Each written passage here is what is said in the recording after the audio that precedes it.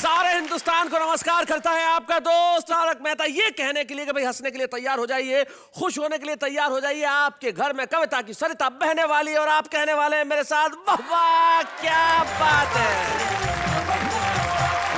मेरे कपड़ों को देख के आपको लग रहा होगा जैसे मैं ससुराल जा रहा हूं। नहीं नहीं नहीं नहीं नहीं, चिंता मत कीजिए, मैं ऐसी किसी भी जगह जाने की कल्पना नहीं कर सकता जहां जाने की कल्पना मात्र से मेरे रोंगटे खड़े हो जाए। वैसे ससुराल तभी बनता है आदमी का जब एक पत्नी आती है। अब पत्नी जरूरी नहीं है कि खूबसूरत हो, और जब पत्नी खूबसूरत नहीं होती तब एक प्रसिद्ध हास्य कवि हैं श्री मधु पांडे, उनकी कुछ पंक्तियां मुझे याद आती है। वो कहते हैं कि बदसूरत पत्नी बोली पति से, कितनी बार कहा मुआ पड़ोसी ताक झांक करता है, सुख चैन मेरा हरता है, खिड़की के पर्दे ला दोगे तो भला तुम्हारा क्या जावेगा। पति बोला क्यों कष्ट करूं मैं, एक बार तो उसको अपनी शक्ल दिखा दे।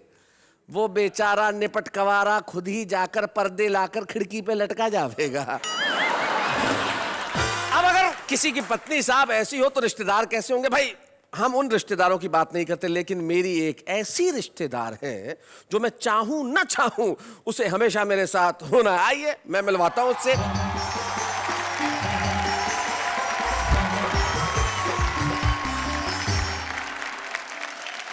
अंजलि तारक मेहता आपका स्वागत करती हूँ। आपकी मतलब आपकी अंजलि तारक मेहता आपका स्वागत करती हूँ। That's better। मैं सुन रही थी कब से कि आप ससुराल के बारे में बात कर रहे थे। जी वैसे ही आज कपड़ों को देख के ससुराल याद आ गया।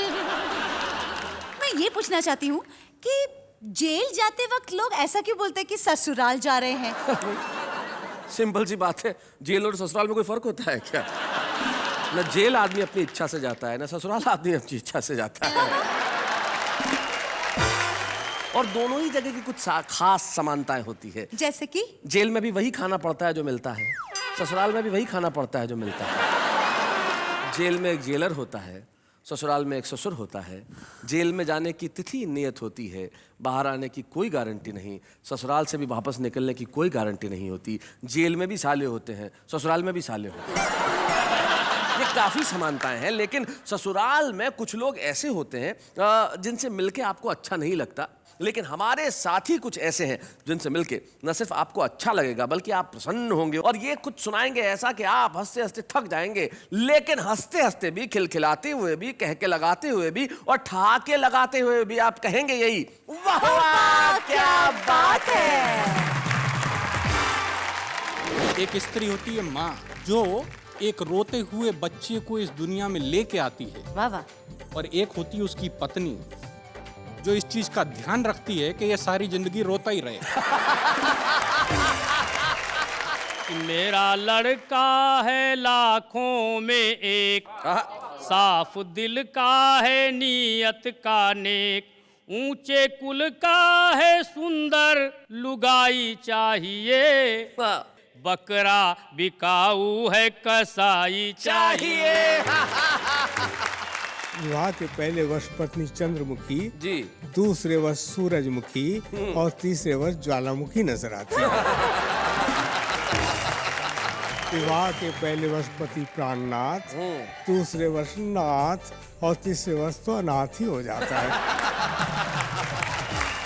घोड़ी चलचित्र सी, कुल के कुपात्र सी, आवारा छात्र सी, मन की उमंग सी, उछल तरंग सी, सरपटियों दौड़ी थी, लगता था कि जग में घोड़ी ही घोड़ी थी। क्या बात है, वाह वाह वाह वाह वाह, बहुत अच्छे। अब की नाग पंचमी पर जब दिखाई नहीं दिए नाग और सपेरे, तभी घर पर आए एक पड़ोसी मित्र मेरे। मैंने कहा क्या हाल है। वो बोले कि नाग पंचमी के पावन पर्व पर लगता है नागों का पड़ गया काल है। अब आप ही हमारी इस समस्या का समाधान कीजिए, हमारे अच्छे पड़ोसी होने का सच्चा परिचय दीजिए। नाग तो हमें मिले नहीं, इस बार आप ही दूध पी लीजिए।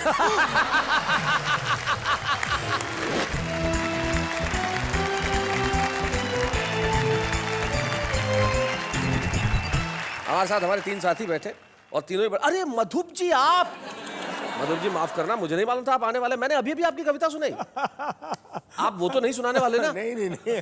हमारे साथ श्री मधु पांडे हैं जो नागपुर से आए हैं और लगभग 45 सालों से हिंदी कवि सम्मेलन के मंचों पे कविता कर रहे हैं। भाई क्या बात है मधु पांडे जी। मधु पांडे जी के बाद तुक तुक बैठे हुए हैं हर आप एक बार ऐसे कीजिए। वाह वाह क्या बात है। ये क्या करवाया?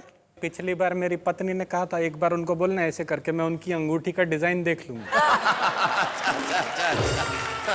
तुम्हारी ये सरलता जो है इस पर मैं मुग्ध हो जाता हूँ। अरे सरलता से तो याद आया, इनका तो नाम ही सरल है। फारूक सरल साहब, जो उत्तर प्रदेश में एक कस्बा है लखीमपुर खीरी, नाम सुना है तुमने कभी? अभी सुना। अरे वाह क्या बात है।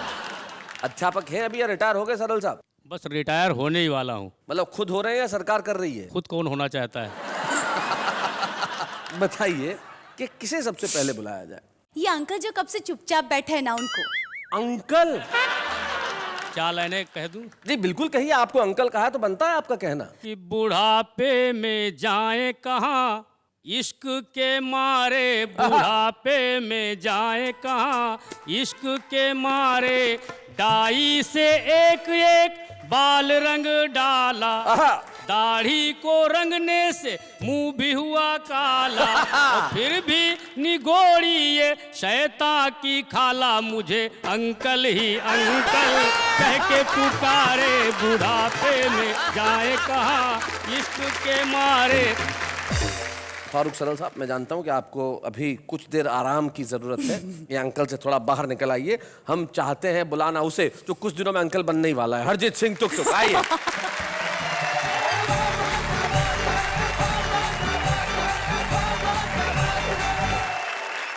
मैं एक स्वामी जी के पास गया। अच्छा। मैंने उनसे कहा मेरी एक इच्छा है कि मैं बहुत साल जीऊं।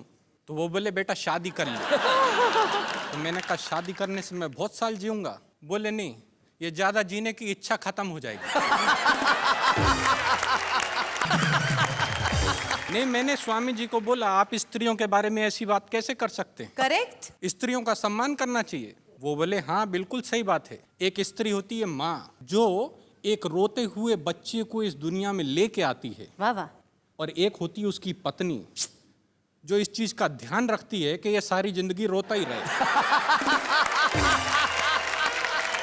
तो उसके बाद मैंने शादी कर ली। और शादी करने के बाद मेरे को समझ में आया कि शादी करने से पत्नी के साथ एक परिवार मिलता है जिसको ससुराल कहते हैं। जी। तो मैं आपको एक एक करके कैरेक्टर के बारे में बताता हूँ। पहले कैरेक्टर है मेरे ससुर जी। बताइए। मेरे ससुर जी बहुत एहतियात बरतते हैं, सारे काम फूल प्रूफ करते हैं। जब उन्होंने मुझे अपना दामाद बनाया तो सबसे पहले मेरा बीमा कराया। अच्छा। लोगों ने कहा बीमा करा रहे हो, क्या कोई नया रिवाज चला रहे हो? वो बोले नहीं, जब तक चलेगा चलेगा, उसके बाद बीमे का पैसा तो मिलेगा। ससुराल में एक और चीज होती है बड़ी खास, जिसका नाम होता है सास। सास। सो जब मेरी नई नई शादी हुई तो मुझे समझ नहीं आ रहा था कि मेरी सास क्यों एक्स्ट्रा प्यार दिखाती है। अच्छा। मैंने कहा सासू माँ, आप क्यों मुझ पे इतना प्यार लुटाती हैं? क्यों बार बार मुझे मेरा सोना बुलाती हैं? वो बोली तू मेरा सोना है, मलाई का दोना है, बेटा तू मेरी बेटी का नया खिलौना है। इसके अलावा एक तीसरी चीज होती वहां पे जी। पत्नी का छोटा भाई। भाई मतलब तभाई। हाइट में तो आधा है, उम्र 6 साल से कुछ ज्यादा है। मेरे को बोला क्या करते हो? मैंने कहा कवि हूं। बोले लगते तो नहीं। वो बोला ये बताओ कि हिंदुस्तान की सबसे बड़ी समस्या क्या है? हमने कहा ये तो बड़ा सिंपल है, महंगाई। हाँ। उसने वो बात हंसी में उड़ाई। हमने कहा तुम्हें कविता पसंद है? बोला सुनाऊं? जी। मैंने कहा अच्छा सुनाओ। बोला ट्विंकल ट्विंकल लिटिल स्टार। जी। हमने कहा how I wonder what you are. कहता कविता किसकी है? मैंने कहा तेरी है। कहता है तो मेरे हिसाब से सुनो। हाँ। Twinkle twinkle little star, Ram दीन के बच्चे 4, आने वाला है 5वां भाई, और तुम कह रहे हो बढ़ रही है महंगाई। क्या बात है। हमने कहा बहुत अच्छे। कहता तो दूसरी सुनो। बोला Humpty Dumpty sat on a wall. अच्छा। Humpty Dumpty sat on a wall, देख रहा था गोरे गोरे गाल। वोट डालने गया ना भाई, फिर पूछता है देश की ये हालत किसने बनाई? क्या बात है, बहुत अच्छे, बहुत अच्छे। हमने कहा यार सेटायर ज्यादा हो रहा है, कुछ पारिवारिक सुनाओ। सेटायर ज्यादा हो रहा है। तो कहता अच्छा सुनो, जैक एंड जिल का फट गया दिल, आंखों से निकला वाटर। साथ साथ बैठ के सब टीवी देखते, नहीं बिगड़ती डॉटर। क्या बात है, वाह वाह वाह, बहुत अच्छे, बहुत बढ़िया। एक और महत्वपूर्ण अंग होता है ससुराल का, पत्नी, जिसके होने की वजह से ससुराल होता है। बिल्कुल सही। तो मैं आपको अपनी पत्नी के बारे में बताता हूँ। मैं अपनी पत्नी से बहुत डरता हूँ। सारे कर्म उसके कहे अनुसार करता हूँ। हाँ, दुनिया इसे अच्छा नहीं मानती है, परंतु क्या करूं मित्रों, मेरी पत्नी जूडो कराटे जानती है। तो जब मेरी इस पत्नी ने मुझसे ये कहा कि लड़के का अंग्रेजी स्कूल में एडमिशन कराना है, मैंने कहा अंग्रेजी स्कूल में क्यों? वो बोली मुझे लड़के को कवि नहीं बनाना है। तो मुझे लड़के को लेके अंग्रेजी स्कूल जाना पड़ा। वहां जाकर लाइन में मैं हो गया खड़ा। 4 घंटे बाद मेरा नंबर आया। उसके बाद प्रिंसिपल ने मुझे अंदर बुलाया। बोली एक तालाब में 10 मछलियां थीं, 4 मर के पानी के साथ बह गईं, तालाब में कितनी मछलियां रह गईं? अच्छा। मैंने कहा इस क्वेश्चन में बाकी सारी बातें सही थीं, मगर आप तालाब पे क्या करने गई थी?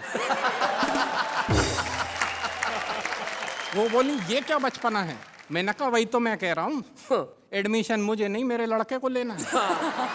वो बोली अच्छा ठीक है, जाने दीजिए, बाहर काउंटर पे 50,000 रुपया जमा करा दीजिए। मैंने कहा 50,000 रुपया? 50,000 रुपया तो कभी मेरी इंजीनियरिंग की फीस नहीं आई है। वो बोली मिस्टर ये इंजीनियरिंग नहीं, प्राइमरी की पढ़ाई है। क्या बात है। मुझे अपनी पत्नी का ध्यान आया। मैंने लड़के का उस स्कूल में एडमिशन कराया और उसे पढ़ाने लिखाने का हुआ ये परिणाम है। आज पढ़े लिखे बेरोजगारों की लिस्ट में उसका भी नाम है।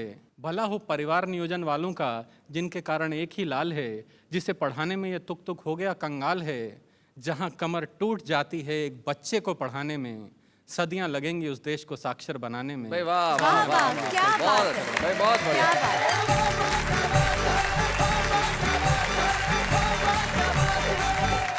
भाई तुक तुक बहुत बढ़िया। आपने ससुराल से निकल के जो आप सीधे स्कूल में घुसे और वहां से भारतीय शिक्षा व्यवस्था पे जो आप व्यंग्य लेके आए वो कमाल का था। तुक तुक आपकी बातों में सिर्फ तुक नहीं है, अर्थ भी है। और आपका ये कहना बिल्कुल व्यर्थ नहीं है। जो आप कह रहे हैं वो बहुत मुफीद कह रहे हैं, बहुत सच्चा कह रहे हैं, बहुत अच्छा कह रहे हैं। आपके लिए वाह वाह, क्या बात है। ऐसी शिक्षा व्यवस्था में भी जो आदमी अपनी हंसी और व्यंग की जो पकड़ है वो मजबूत रखता है, बच्चों को पढ़ाता भी है, कविताएं भी पढ़ता है और पूरी जनता को हंसाने का बीड़ा जिसने उठा रखा है उनका नाम फारूक सरल है। तो फारूक सरल साहब, अब तो अंकल का सदमा उतर गया ना, अब आइए जरा सुनाइए।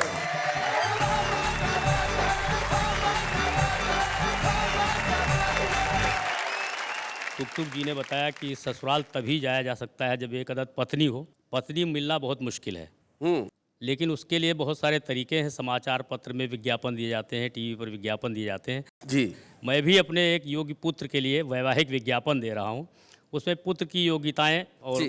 विवाह की शर्तें कि मेरा लड़का है लाखों में एक, साफ दिल का है, नीयत का नेक, ऊंचे कुल का है, सुंदर लुगाई चाहिए, बकरा बिकाऊ है, कसाई चाहिए। योग्यता कि 3rd डिवीजन इंटर से लेकर MA तक पास है। अच्छा। अफसर बाबू या चपरासी पद की उसे तलाश है और पुलिस रजिस्टर 8 में उसका सबसे ऊपर नाम है। गिराकटी रहजनी डकैती कर लेता हर काम है। कर लेता है डिस्को भी, खत लिखे वो जिसको भी, होनहार ऐसा जमाई चाहिए, बकरा बिकाऊ है, कसाई चाहिए। विशेष योग्यता कि शुद्ध स्वदेशी खद्दर के वो पहने वस्त्र फकीरी है। अच्छा। दारू की भट्टी पर चलती उसकी दादागिरी है। और भूतपूर्व कॉलेज का नेता पूरे शहर में धाक है, इसी से अपने खानदान की सबसे ऊंची नाक है। तो हो दामाद बनाना तो फौरन ही आ जाना, ऐसा जिसे बौड़म हर जाई चाहिए, बकरा बिकाऊ है, कसाई चाहिए। विवाह की शर्तें जी। कि हाथ थमा दूं बेटे का उसकी बेटी के हाथ में, 5 लाख की रकम नकद जो लाए अपने साथ में, और फ्रिज टीवी लूं कार साथ में, नहीं जरा भी झूठ है, लेकिन इसमें 4 माह तक 15% छूट है। लड़की मत दिखलाए और फोटो मत भिजवाए, बस मुझको तो नोटों से सगाई चाहिए। क्या बात है? बकरा बिकाऊ है कसाई चाहिए। सबसे अंत में लिखा होता है पता, कि शहर अनोखा बात पता कुछ मुश्किल नहीं लगा पाना, पूरा ब्यौरा मिल जाएगा सीधे कोतवाली आना। 10 रुपया मुंशी को देना हम तक वो पहुंचा देगा, 2 रुपया लेकर के जेलर फौरन तुम्हें मिला देगा।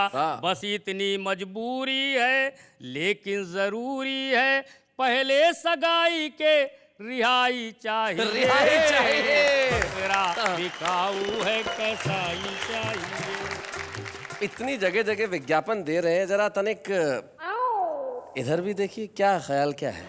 देखिए, ऐसा नहीं है पत्नियों पर ही व्यंग किए जाते हैं। इस समय हम लोगों की हालत ऐसी नहीं है कि इन पर व्यंग किया जाए जी, बल्कि ये सारी बातें इनकी माननी चाहिए इस महिलाओं समय। की। हाँ, अगर ऐसा नहीं करेंगे तो क्या क्या हो सकता है मैं बता रहा हूँ। मैं इनका पक्ष रख रहा हूँ अच्छा, इनका पक्ष रखे। कि मुझको बलम जो सताओगे, मुझको बलम जो सताओगे, तो जेल में ही तसला बजाओगे।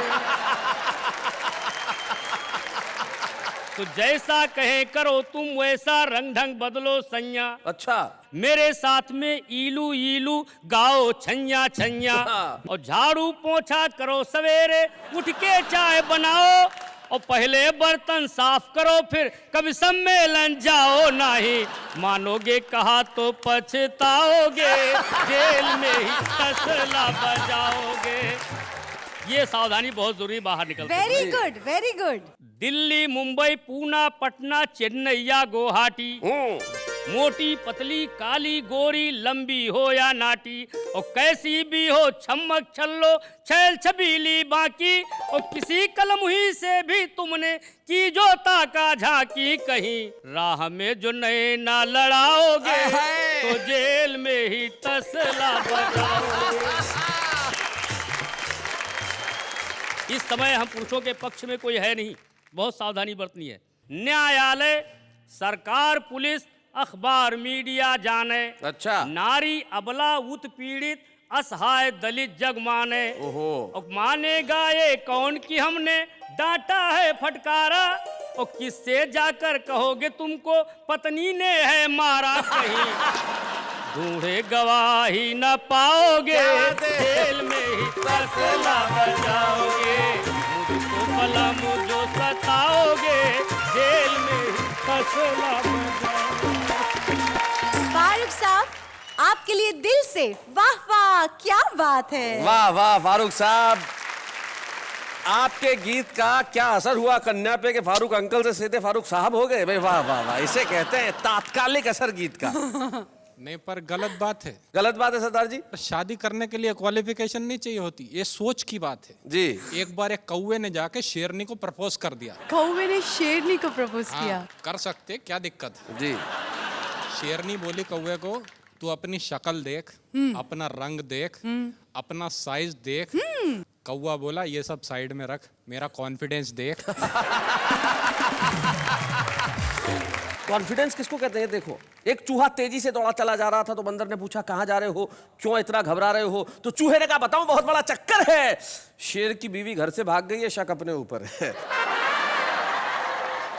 मधुप जी निश्चित तौर पे एक ऐसे कवि है जिनकी ताकत उनके श्रोता रहे हैं, और मुझे याद है वो जमाना जब डंका बोला करता था मधुप पांडे। हिंदी कवि सम्मेलन महाराष्ट्र में मतलब मधुप पांडे। आज भी उनकी वही चमक बाकी है, वही दमक बाकी है, आवाज में वही खनक बाकी है, और आपके लिए हमारे पास वही तालियां बाकी है। मधुप पांडे जी आइए।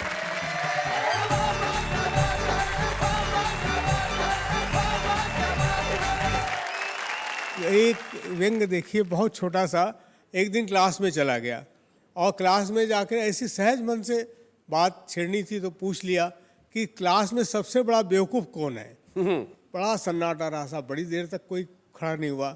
एक किनारे फिर एक लड़का खड़ा हुआ छेड़ने के लिए। मैंने कहा कि तुम ही सबसे बड़े बेवकूफ़ हो? बोले नहीं सर, आप अकेले खड़े अच्छे नहीं दिखाई दे रहे थे, इसलिए मैं खड़ा। एक नेता ने अपने 2 चमचों से कहा कि बाजार में जाओ और 3 उल्लू पकड़ कर ले आओ। अच्छा। कुछ दिन इन्हीं से राजनीति का काम चलाओ। चमचे बोले, श्रीमान इस काम के लिए कहीं जाने की जरूरत नहीं है, कहीं जाने की जरूरत नहीं है। 1 आप 2 हम, इस तरह कुल 3 तो हैं। और बहुत छोटा सा व्यंग पकड़िएगा जी। एक शब्द को पकड़ लीजिएगा, बहुत दिन गुना, बहुत दिन गुना। और बाद में हमने उनको चुना यह सोचकर कि वे समाज सेवा में अपना जीवन अर्पण करेंगे, हमारा मार्गदर्शन करेंगे। परंतु हाय, चुनकर आते ही उन्होंने अपने आप को राजनीति से जोड़ लिया। अरे मार्गदर्शन तो दूर रहा, मार्ग में दर्शन देना भी छोड़ दिया। क्या बात है भाई, वाह वाह वाह, बहुत अच्छा। छोटा सा व्यंग और देख लीजिए कि हमें हर्ष है कि डॉक्टर की नज़र में मरीज नहीं, मरीज का पर्स है। हाँ। और मरीज की नज़र में डॉक्टर नहीं, डॉक्टर के साथ खड़ी खूबसूरत नर्स है। हमें हर्ष है।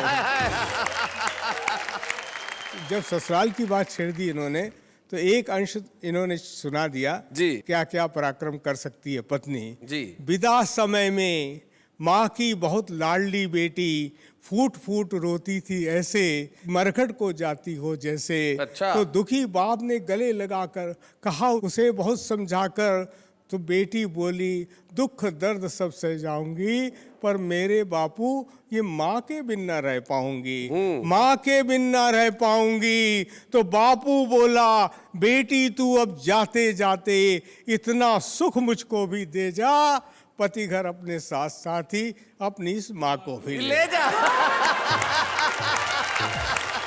बहुत अच्छे। शैलेश जी के विवाह को 20 बरस हो चुके हैं। रोज पिटते हैं, ऊपर से हास्य रस की कविता सुनाते हैं, वाह वाह क्या बात है, ऐसा कोई कार्यक्रम करवाते हैं।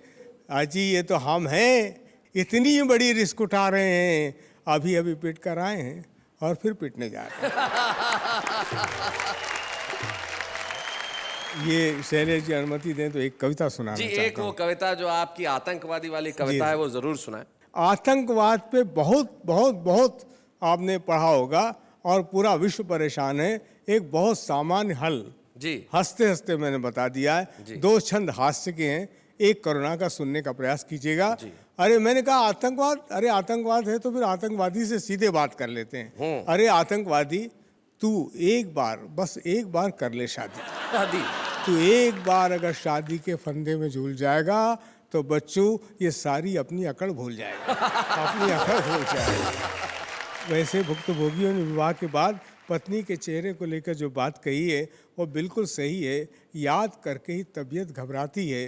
कहा है कि विवाह के पहले वर्ष पत्नी चंद्रमुखी जी, दूसरे वर्ष सूरजमुखी और तीसरे वर्ष ज्वालामुखी नजर आती है।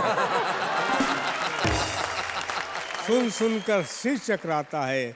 विवाह के पहले वर्ष पति प्राणनाथ, दूसरे वर्ष नाथ और तीसरे वर्ष तो अनाथ ही हो जाता है। परंतु यही पत्नी कैसे रूप में उस आतंकवादी को परावर्तित कर सकती है अपने मन के तेवर को, ये बात देखिए कैसे मैं उसमें पिरोने का प्रयास किया। और विश्वास मान, जब तेरी पत्नी के पेट में अंकुरित होगा तेरा अंश, तेरा वंश, तेरा बच्चा, तुझे लगेगा बहुत अच्छा। फिर बच्चे के जन्म की खुशी, प्रसव की अनवरत यातना के बाद पत्नी के चेहरे पर उभरी हल्की सी हंसी, ये सब तेरे जीवन के अंग हो जाएंगे। किसी गजल के मिसरे, किसी गीत के छंद हो जाएंगे। क्या बात। किसी गजल के मिसरे, किसी गीत के छंद हो जाएंगे। फिर तेरे कानों में गूंजेंगे तेरे बच्चे के मोहक मधुर बोल, बच्चे का तुतलाना और तुतला कर गाना, खिलौने कुछ छुंदल लाना, भालू अलबंदल लाना, हमसे नहीं बिछुल जाना, पापा जल्दी खलाना। क्या बात है, वाह वाह वाह वाह वाह वाह वाह, बहुत अच्छे। बता जब तेरे कानों में गूंजेगी तेरे मासूम बच्चे की तुतलाती बोली, तो क्या तेरी बंदूक किसी के सीने में उतार पाएगी गोली। वाह वाह वाह वाह वाह वाह, बहुत अच्छे भाई, बहुत बढ़िया।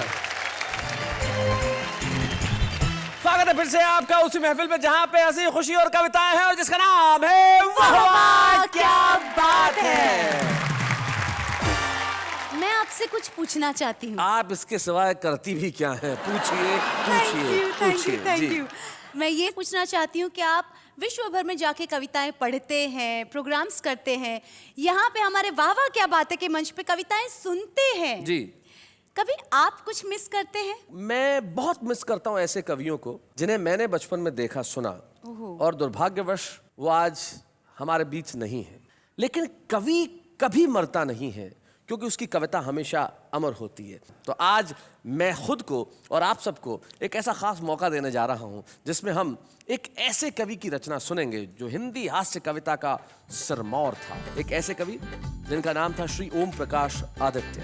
और आज उनकी विशिष्ट कविता को पढ़ने के लिए हमारे पास एक विशिष्ट अभिनेता उपस्थित है, एक खास मेहमान, लापता गंज के मुकुंद लाल यानी कि रोहिताश गौड़।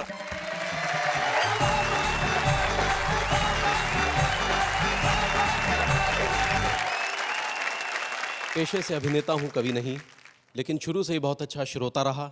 इसलिए अच्छी साहित्यिक रचनाओं को कैसे समझना है, कैसे आत्मसात करना है, ये खूबी बचपन से ही मेरे अंदर रही। क्या बात है। अब जो कविता सुनाने जा रहा हूं वो है ओम प्रकाश आदित्य साहब की दूल्हे की घोड़ी। कविता भी वही चुनी जो आपके पसंद की, रोहित अश्व। अश्व मतलब होता है घोड़ा, घोड़ा। तो इन्होंने दूल्हे की घोड़ी ही चुनी। भाई क्या बात है।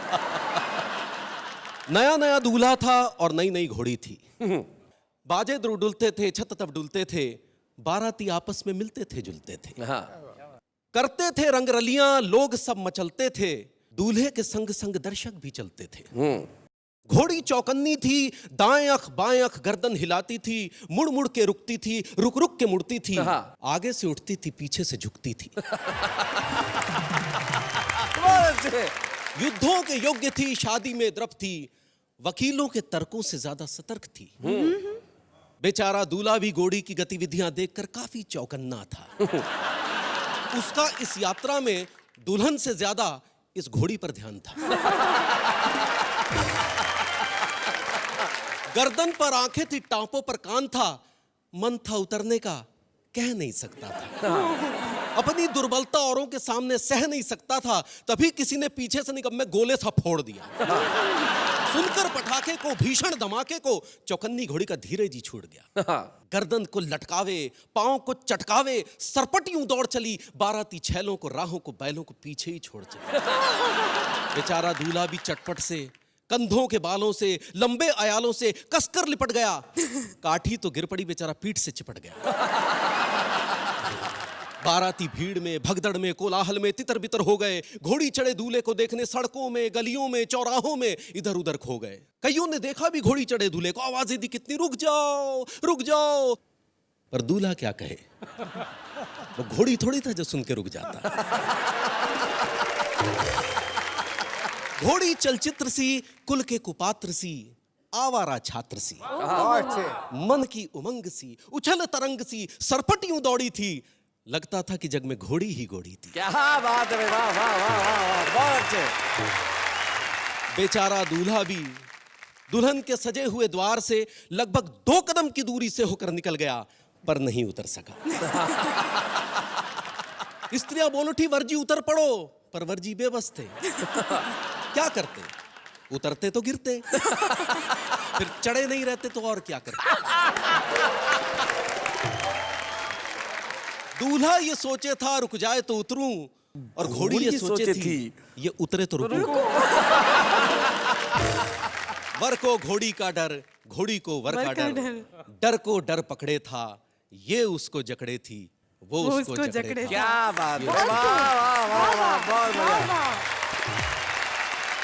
कविताएं लिखना एक कठिन काम है, लेकिन उसे सुनाना कहीं ज्यादा कठिन है। और आपने जिस सरलता से, जिस सहजता से इस कविता को सुनाया है, कहीं भी महसूस नहीं हुआ कि ये किसी और की कविता है। मैं व्यक्तिगत तौर पे आपका बहुत शुक्रगुजार हूं कि आपने उस कविता से मेरी बहुत सारी यादों को ताजा कर दिया। बहुत बहुत शुक्रिया Rohitash Gaur. Thank you so much.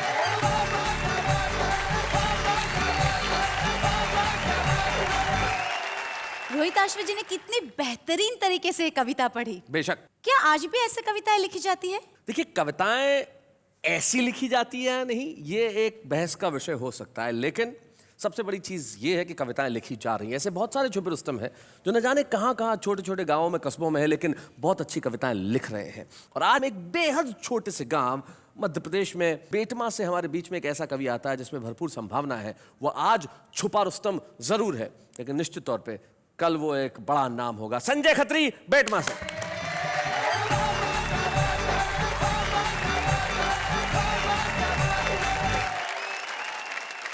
खाली है हर गिलास, कोई भरा नहीं, और शुक्र है मुझे देखकर कोई डरा नहीं। भाई साहब, जनरली इंसान चेहरे और नाम से पहचाने जाते हैं जी। मैं विश्व में पहला ऐसा व्यक्ति हूं जो केवल अपने दांतों से पहचाना जाता है। क्योंकि अंधेरे में केवल यही चमकते हैं। चलिए यहीं से शुरुआत करता हूं कि एक बार बिना कुछ लिखे हम मंच पर जाकर चीखे कि मैं भ्रष्टाचार मिटा दूंगा, इन घूसखोरों को धूल चटा दूंगा, मैं करूंगा सही और गलत में पूरी ईमानदारी से भेद, और तब तक चैन से नहीं बैठूंगा जब तक नहीं कर दूं इस काले धन को सफेद। अच्छा, बहुत अच्छे। तभी पब्लिक में से एक खड़ा होकर बोला, भाई साहब रुकावट के लिए खेद, आपके कथन में ये भेद, इस काले धन का जो करना हो करना बाद में, पहले अपने आप को कर लो सफेद। बहुत अच्छे संजय। मंच से काफी बड़े बड़े कवि बैठे हैं, मेरा सौभाग्य के इस मंच पर आके इनके सामने कविता पाठ कर रहा हूं। तो कई प्रकार की बातें हुई मंच से, नेताओं के बारे में भी हुई। अब की नाग पंचमी पर जब दिखाई नहीं दिए नाग और सपेरे, तभी घर पर आए एक पड़ोसी मित्र मेरे। मैंने कहा क्या हाल है? वो बोले कि नाग पंचमी के पावन पर्व पर लगता है नागों का पड़ गया अकाल है, अब आप ही हमारी इस समस्या का समाधान कीजिए, हमारे अच्छे पड़ोसी होने का सच्चा परिचय दीजिए। नाग तो हमें मिले नहीं, इस बार आप ही दूध पी लीजिए। मैंने कहा यही फार्मूला तो मैं सुबह से आजमा रहा था, और जब सफलता नहीं मिली तो हार कर आपके घर आ रहा था। हमारी सारी बात हमारे पड़ोस में रहने वाला हमारा एक नेता मित्र सुन रहा था, जो कई दिनों से चुनाव के सतरंगी सपने बुन रहा था। उसने अपने घर का दरवाजा तत्काल खोला, हम कुछ बोले उससे पहले ही वो बोला कि मुझे बहुत दुख है कि आप दोनों एक दूसरे के पड़ोसी होते हुए भी एक दूसरे के दुख में शामिल नहीं है, और मुझे लगता है कि आप दोनों इस दूध के काबिल नहीं है। अब तक आपकी हर समस्या का समाधान हम ही ने किए हैं, और सब जानते हैं कि हम तो आपकी सेवा के लिए ही जिए हैं। आपकी इस समस्या का समाधान भी हम ही करेंगे, और आप घबराइए मत, आपके नाग देवता का दूध हम पिएंगे। अच्छा, मैं समझ गया नेताजी का दूध के प्रति ये लगाव। दरअसल आने वाले हैं कुछ दिनों बाद चुनाव। क्या बात है। मैं भी मौका नहीं चुका, और नेताजी इससे आगे कुछ न बोले, इसलिए एक पल भी नहीं रुका, और दूध से भरा हुआ प्याला नेताजी की ओर बढ़ाया। किंतु नेताजी ने जैसे ही दूध पीने के लिए प्याला मुंह से लगाया, दूध अपनी पवित्रता खोने से पीछे हट गया, क्योंकि नेताजी के छूने के पहले ही दूध फट गया। क्या बात है भाई, वाह वाह वाह वाह। नेताजी के छूने के पहले ही दूध फट गया। हमने कहा नेताजी ये तो सब आपकी राजनीतिक शतरंज के चुनावी पासे हैं, और आप दूध के नहीं इस देश की जनता के खून के प्यासे हैं। वाह वाह वाह वाह, बहुत अच्छा, बहुत बढ़िया। मंच से ससुराल के बारे में भी बात की गई। मेरे जन्म ने नई नई समस्याओं को जन्म दिया भाई साहब। तो मेरे जन्म के तुरंत बाद एक चिंता मेरे बापू को सता रही थी, क्योंकि मेरे भविष्य से ज्यादा उन्हें मेरी शादी की फिक्र खा रही थी। मेरे जन्म के तत्काल बाद मेरे पिता भगवान से बोले कि हे भगवान, तूने एक ऐसा खेल खेला और एक बेटा दिया तो वो भी काला था पहले। एक दिन मेरे पिता मुझे हाथ पकड़ कर ले गए स्कूल में भर्ती कराने के लिए। तो स्कूल का प्रिंसिपल हाल में आकर बोला कि एक आइटम आया है स्कूल में बच्चों को डराने के लिए। हमने जैसे तैसे शिक्षा का स्वाद चखा, और धीरे धीरे जवानी की दहलीज पर कदम रखा। जवानी में पहुंचकर हमारी सूरत और भद्दी हो गई, क्योंकि शारीरिक अंगों में असामान्य वृद्धि हो गई। एक दिन एक लड़की वाले आए मुझे देखने, और मेरी खूबसूरती पर लगे अपनी आंखें सेकने। जाते जाते वो मुझे हक्का बक्का कर गए, हाथ में 500 का नोट धरा और रिश्ता पक्का कर गए। मैं गया तोरण के पास, तो आरती की थाली लिए खड़ी हुई थी मेरी सास। ससुर जी बोले जमाई जी पैदल ही आए हो, घोड़ी नहीं लाए हो? मैंने कहा ससुर जी घोड़ी की किस्मत जाग गई, और मुझे देखा तो वो भी डर के भाग गई। शादी के बाद का दृश्य तो और भी कमाल था। डर के मारे मेरा बुरा हाल था। मैंने जैसे ही पत्नी का घूंघट उठाया तो वो मुझे देखकर मुस्कुराई, न डरी न चीखी न चिल्लाई। अच्छा। उसकी मुस्कुराहट देखकर मेरे भी मन का खौफ भगा, और मैंने पूछा क्या बात है, तुम्हें मुझे देखकर डर नहीं लगा? हाँ। पत्नी बोली मैं एक नहीं दो नहीं पूरे 7 जन्मों के लिए आपसे बंधी हूँ, और डरने की क्या बात है, मैं तो जन्म से ही अंधी हूँ। तो भाई साहब इस प्रकार की घटना घट जाती है मेरे साथ में। मैं कहना चाहता हूँ बात ही बात में, ये बात हर कोई नहीं जानता है। दरअसल देश के नेताओं में और हम में बहुत समानता है। अच्छा, हम दोनों जग से निराले हैं, फर्क बस इतना है कि हम तन के और वो मन के काले हैं। क्या बात है भाई, वाह और वाह हम वाह। मन के काले हैं। वाह वाह। और तमाम बातें करने के बाद अपनी काव्य यात्रा यहाँ से खत्म करना चाहूंगा कि गरीब के मुंह से छिनते निवाले देखे हैं, हमने रोटी सेकती हुई माँ के हाथों में चाले देखे हैं, और हम तो सिर्फ तन के काले हैं मित्र मेरे, हमने तन के उजले लोगों के मन बहुत काले देखे। क्या बात है, वाह वाह वाह। संजय खत्री जो आज छुपे रुस्तम के रूप में हमारे बीच में आए, बेटमा नाम के एक छोटे से गांव से, लेकिन छोटे से गांव में भी प्रतिभा हो सकती है। और हमें बड़ी खुशी है संजय खत्री, इस मंच पे हम आपको एक ऐसा प्रोत्साहन देना चाहते हैं, आपको एक ऐसा प्रतीक चिन्ह प्रदान करना चाहते हैं जिसे लेके आप और अच्छी कविताएं गढ़ें, आगे बढ़ें, यहां से लेके वहां तक की यात्रा के लिए एक बार हम आपका सम्मान करेंगे और कहेंगे वाह वाह क्या बात है।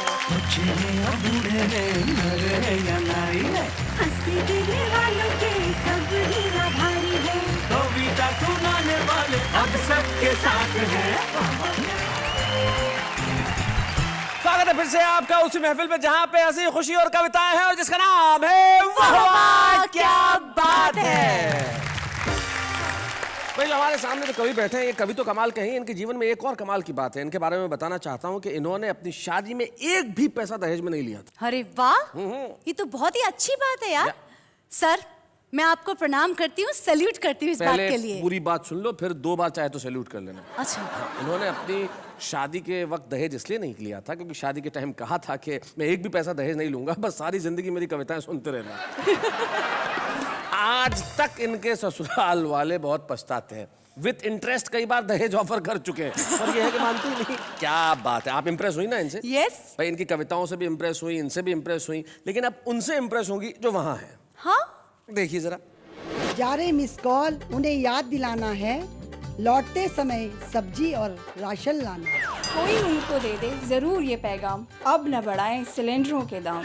हम तो रात को जागते हैं, सुबह को सोते हैं, इसलिए हमारे सारे काम उल्टे होते हैं। ये शेर सुनाने वाले तुझे क्या इनाम दूं, ये शेर सुनाने वाले तुझे क्या इनाम दूं, क्या हाथ में थैंक यू कार्ड और मुंह में बनारसी बांध दूं।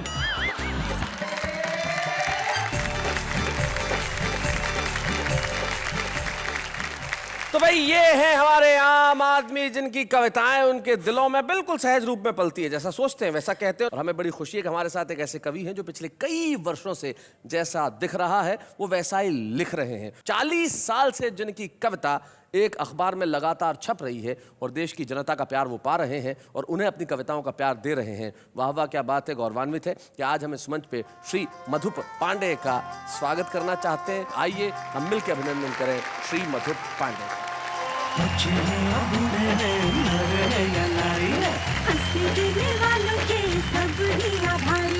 कविता सुनाने वाले अब सबके साथ हैं, बाबा क्या बात है, बाबा क्या बात है। और हर सफल पुरुष के पीछे एक स्त्री का हाथ होता है, इसमें कोई शक नहीं। और मधुप जी के जीवन में भी उनकी पत्नी मधुलिका भाभी उनका हमेशा साथ रहा, सहयोग रहा और आज भी वो उनके साथ है। मधुलिका भाभी कितने वर्ष हुए आपके विवाह को? 50 के आसपास हो ही रहे। कोई ऐसा वाकया, कोई ऐसा क्षण जो आपको याद आता हो? जैसे काका हाथरसी पुरस्कार मधुप जी को मिल रहा था जी, तो हमारे उसी दिन समारोह के दिन हमारे शादी को 25 साल हो गए थे। अच्छा, आपकी सिल्वर जुबली थी? जी, सिल्वर जुबली थी जी। तो काका जी ने मुझे आवाज दे के मंच पर बुलाया और कहा कि मधुप जी को ये सम्मान जो मिला है उसके पीछे निश्चित ही हमारी बहू का ही हाथ है, तो मैं चाहूँगा कि सबके सामने मधुप जी इनके चरण छुए और उसके बाद ही ये पुरस्कार ग्रहण करें। अरे फिर क्या हुआ? तो वैसा ही काका जी की आज्ञा का पालन किया मधुप जी ने और झट से हमारे चरण छू लिए। क्या बात कर रही हैं? तो मधुप जी आपसे एक सवाल करना चाहूंगा, बुरा मत मानना। काका जी तो आपसे बड़े थे, आपने उनकी आज्ञा का पालन किया, छोटों की बात भी मानते हैं क्या? क्योंकि सम्मान तो आज भी हुआ है। क्या बोलते हैं मधुप जी, हो जाए? क्या बोलते हैं? मैं चाहूंगी कि आज मैं इनके चरण क्या बात है भाई, वाह वाह, बहुत बढ़िया। अंत है किसी शायर के 2 शेर मुझे याद आते हैं, वो कहते हैं कि कष्टों में मुस्काना सीख गुस्सा जरा दबाना सीख, तूफानों से क्या डरना, आगे कदम बढ़ाना सीख। तो हम इसी तरह से आगे कदम बढ़ाते रहेंगे। आपको ठीक रात, शनिवार की रात 10 बजे और रविवार की रात को भी 10 बजे ऐसे ही कविताएं सुनाते रहेंगे और कहते रहेंगे वाह वाह क्या बात है।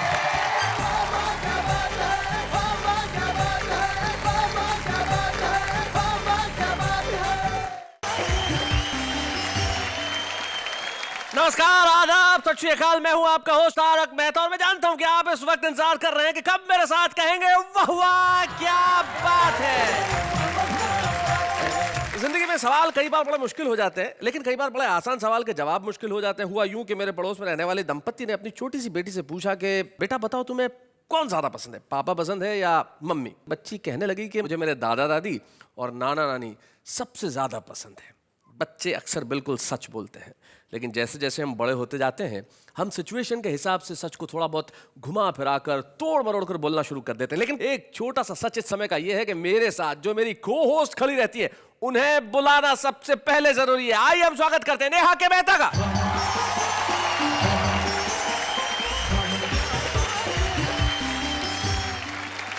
नमस्कार नमस्कार नमस्कार और स्वागत करती हूँ मैं आपकी अंजलि मेहता उस प्रोग्राम में जिसका नाम है वाह वाह क्या बात है।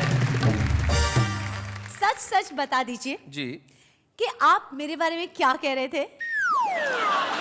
मैं ये कह रहा था कि आप जब आती है तो महफिल की रौनक बढ़ जाती है। बिल्कुल सच। हाय हाय, थैंक यू सो मच। अरे इसमें थैंक यू की क्या बात है। आज मैंने सोच लिया कि आज हम सिर्फ सच बोलेंगे, तो आप भी सच सच बता दीजिए कि आप मुस्कुराती क्या सोचकर हैं।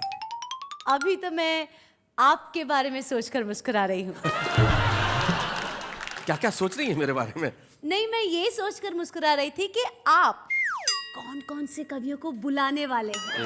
गई भैंस पानी में, मतलब सोच के भी ये सोचा कि मैं किन्हें बुलाने वाला हूँ। हाँ, हम सबको हंसाने के लिए। अरे भाई, जिसके बारे में सोचना चाहिए उसके बारे में तो नहीं सोच रही हो, लेकिन उसके बारे में सोच रही हो जिसके बारे में मैं सोच रहा हूँ। समझ में नहीं आया ना?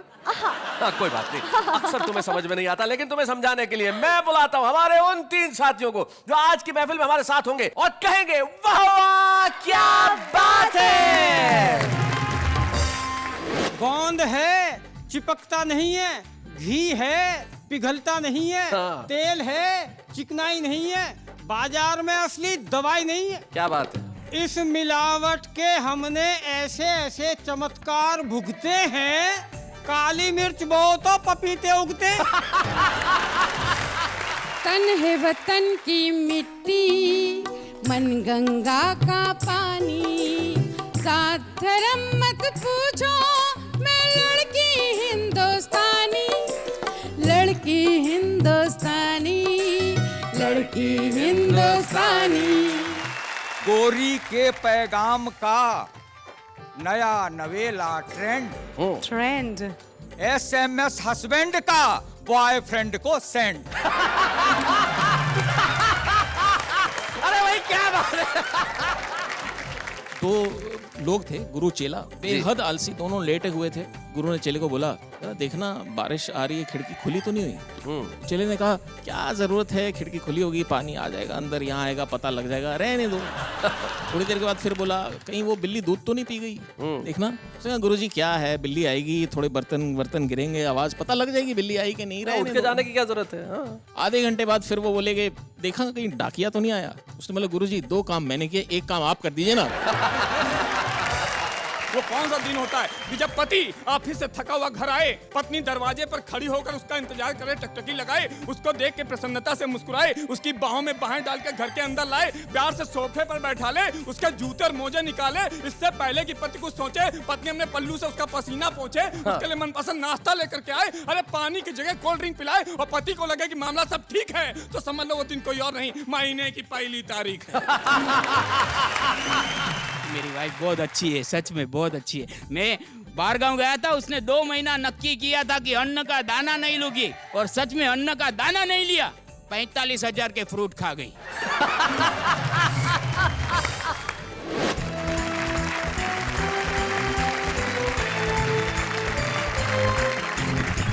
स्वागत है आपका आपके अपने शो में जिसका नाम है वाह वाह क्या बात है। सच बोलने के लिए हमारे 3 साथी यहाँ पे उपस्थित है। सबसे पहले जो बड़े खूबसूरत से बंद गले के सूट में बैठे हुए हैं, मुझे याद है वेद प्रकाश की जब शादी हुई थी तब भी यही सूट था।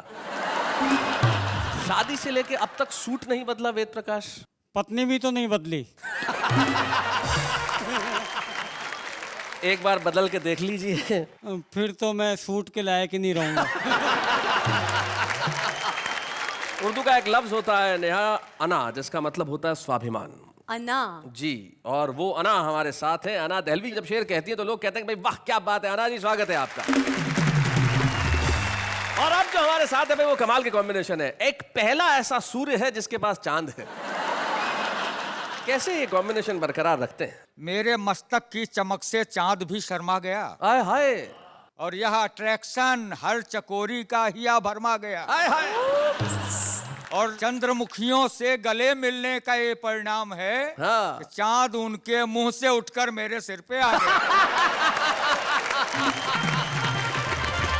तो देखिए कितनी बढ़िया बात कही और एकदम सच का। सच बड़ा आवश्यक है और जिंदगी के कई सच के पहलुओं को छूते हुए हम आज के एपिसोड में आपके घरों तक पहुंचने की कोशिश करेंगे और आप मुस्कुराएंगे, खिलखिलाएंगे और कहेंगे वाह वाह क्या बात है। तो फिर देर किस बात की, आइए सबसे पहले मिलते हैं वेद प्रकाश वेद से।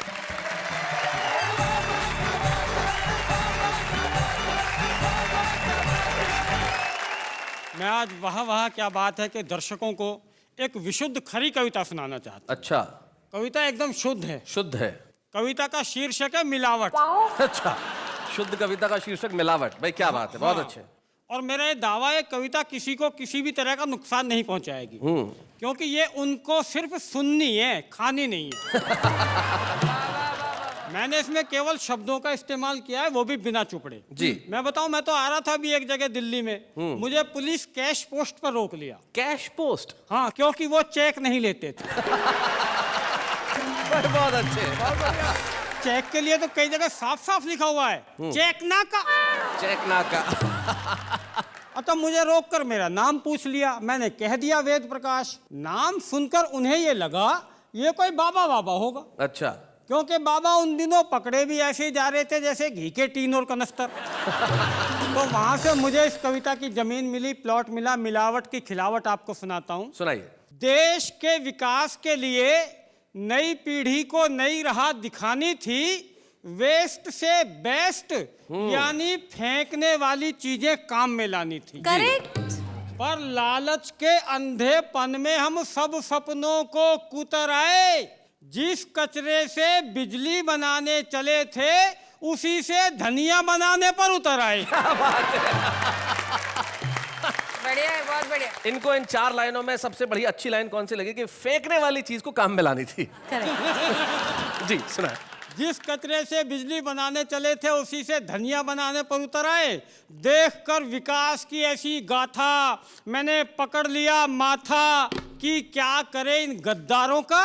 जितना डर नहीं था महावीर के जमाने में हत्यारों का, जितना डर नहीं था बुद्ध के जमाने में चोरों का, जितना डर नहीं था गांधी के जमाने में गोरों का, उससे ज्यादा डर हो गया है आज मिलावटखोरों का। क्या बात है, वाह वाह वाह, बहुत अच्छे, बहुत बढ़िया बात है। मैं आपको बताऊं, मुझे तो पिछले दिनों सूर्य कुमार जी मिल गए, बहुत परेशान थे। मैंने पूछ लिया भाई साहब क्यों परेशान हो? कहने लगे वेद कुछ नहीं, कीड़े मारने की दवाई लेकर आया था उसमें भी कीड़े पड़ गए।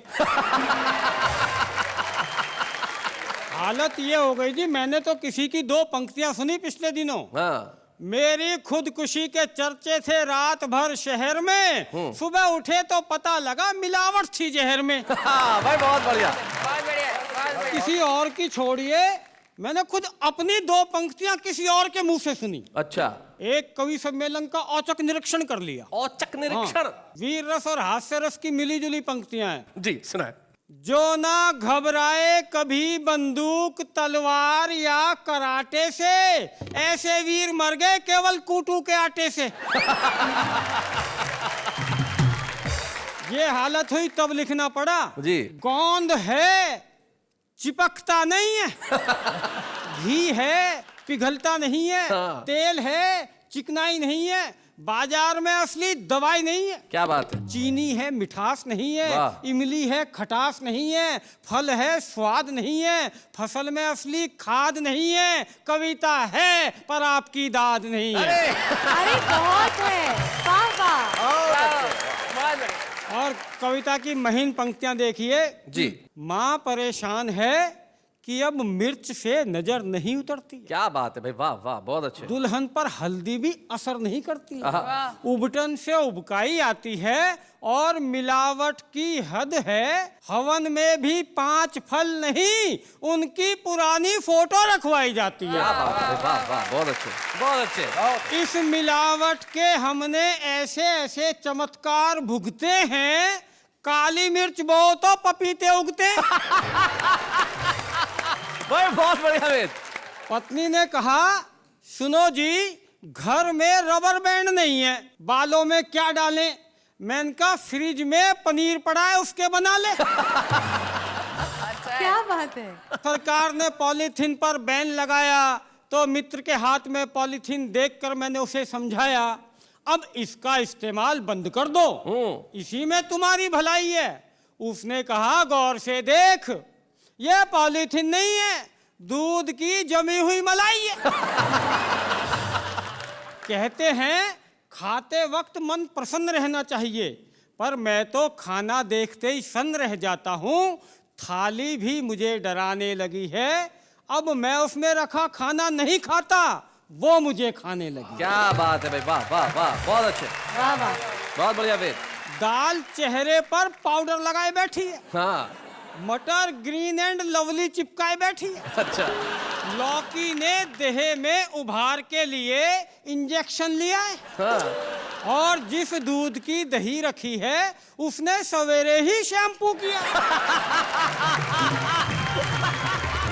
और अंत में इतना ही कहना चाहता हूँ लालच के अंधों से, कितने जन्मों का जोड़ लोगे इन मिलावटी धंधों से। क्या बात है। महावीर की गांधी की अहिंसा को याद करो, हत्याओं के लिए तो धरती पर पहले ही बहुत हथियार हैं, ये मिलावट जैसे और नए नए तरीके मत इजाद करो। भाई वाह ये वाह, मिलावट वाह, जैसे। बहुत अच्छा।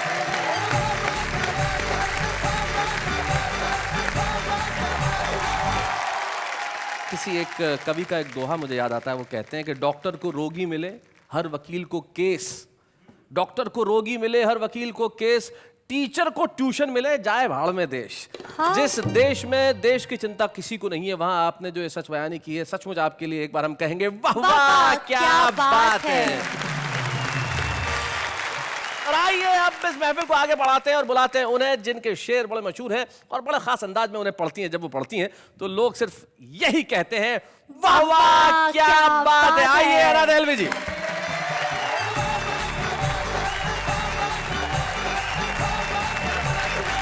बस इतना कहना चाहती हूँ कि बहुत कोमल सी शायरा हूँ, ना मैं हंसा सकती हूँ ना चीख चिल्ला सकती हूँ। प्यार मोहब्बत की बात करूँगी, आपकी अपनी बात करूँगी।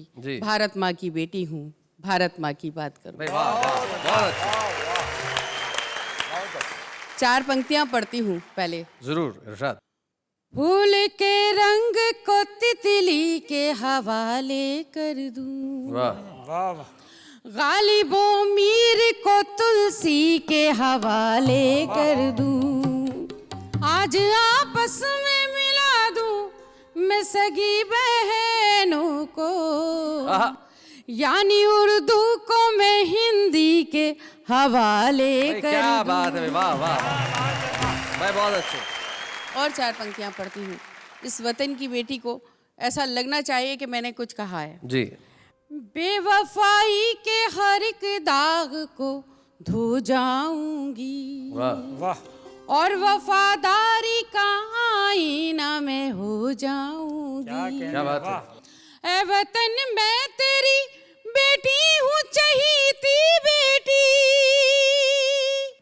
एक दिन तेरी ज़मीं ओढ़ के सो जाऊंगी। क्या बात है भाई, वाह वाह भाई, बहुत खूब, बहुत खूब। बहुत बहुत शुक्रिया, बहुत बहुत मन दिया। और 4 पंक्तियां पढ़ना चाहती हूँ। किरण देना सुमन देना चमन देना न धन देना, वतन वालों मुझे तो सिर्फ इतना सा वचन देना, अना दिल में मेरे कोई तमन्ना है तो इतनी है, अगर मर जाऊं तो मुझको तिरंगे का कफन देना। क्या बात है, वाह वाह वाह वाह भाई, बहुत खूब। आप वतन की जब बात कर रही थी, मुझे संतोष आनंद जी की एक पंक्ति याद आती है। वो कहते हैं कि नज़ारे नज़र से ये कहने लगे कि नयन से बड़ी चीज़ कोई नहीं है, तभी मेरे दिल ने ये आवाज़ दी, वतन से बड़ी चीज़ कोई नहीं। क्या बात है, बहुत शुक्रिया। शैलेश जी, आपको एक बात बताऊं कि एक साहब ने मुझसे पूछा कि अना जी आपकी ज़ात क्या है। मुझे बहुत बुरा लगा क्योंकि मैं हिंदुस्तानी हूँ, इसलिए बहुत ज़्यादा बुरा लगा और वहाँ से मैंने ये गीत कहा जी। तन है वतन की मिट्टी, मन गंगा का पानी। क्या बात है, जात धर्म मत पूछो, मैं लड़की हिंदुस्तानी। क्या बात है, लड़की हिंदुस्तानी, लड़की हिंदुस्तानी। और बंद पढ़ती हूँ और आप मेरा साथ देना। हरी फिरोजी धानी नीली पीली लाल गुलाबी, पके टमाटर जैसी हूँ मैं एक कुड़ी पंजाबी, जो भी आँख मिला ले मुझसे वो हो जाए शराबी, टूटे फूटे हर ताले की रखती हूँ मैं चाबी। क्या बात है, सीधी साधी समझ न लेना, मैं हूँ बड़ी सयानी, लड़की हिंदुस्तानी, लड़की हिंदुस्तानी, लड़की हिंदुस्तानी, लड़की हिंदुस्तानी। और ये बंद भी खास तौर पे अपनी सभी बहनों को समर्पित करती हूँ और खास तौर पे आपको भी। सुनिएगा। मैं चांदी की भरी तिजोरी में सोने का गहना, जो भी मुझको देखे बोले वाह तेरा क्या कहना। मैंने सीखे हैं जीवन के सारे दुख सुख सहना, मैं माँ भी हूँ पत्नी भी हूँ, मैं बिटिया मैं बहना। वाह वाह। मैं रजिया सुल्ताना भी हूँ, मैं झांसी की रानी। क्या बात है, लड़की हिंदुस्तानी, लड़की हिंदुस्तानी, लड़की हिंदुस्तानी, लड़की हिंदुस्तानी। और आखिरी बंद फिर आपसे इजाजत चाहती हूँ।